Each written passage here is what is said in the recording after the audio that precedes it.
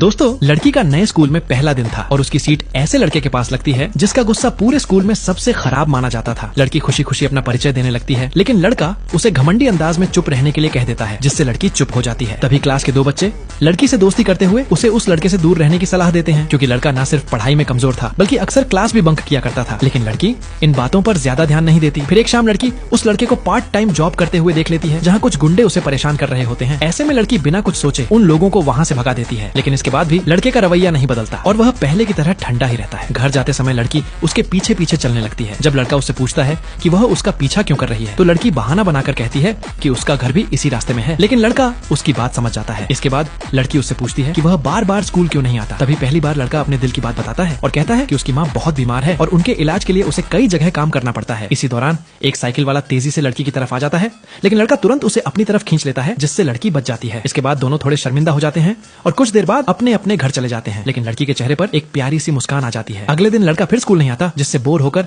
लड़की स्कूल के piano room में पहुंच जाती है। वहां उसे अपने बचपन की यादें आने लगती हैं और वह पियानो बजाना शुरू कर देती है। लेकिन तभी उसे पता चलता है कि लड़का उसी कमरे में छुपकर आराम कर रहा था। पियानो की आवाज सुनकर उसकी आंख खुल जाती है और वह लड़की के पास आकर उसके पियानो बजाने की तारीफ करता है। इसके बाद जब लड़का फिर से काम पर जाने लगता है तो लड़की उसका हाथ पकड़कर उसे स्कूल वापस आने के लिए समझाने लगती है। लेकिन लड़का उसे कहता है कि अगर वह स्कूल आ गया तो घर के लिए पैसे कौन कमाएगा। लड़की अभी उसे कुछ कहने ही वाली होती है कि तभी लड़के के फोन पर एक कॉल आ जाती है और वह जल्दी जल्दी वहां से चला जाता है। लेकिन लड़की को बिल्कुल भी अंदाजा नहीं था कि आगे चलकर यही लड़का उसकी जिंदगी पूरी तरह बदलने वाला था। Subscribe for part 2।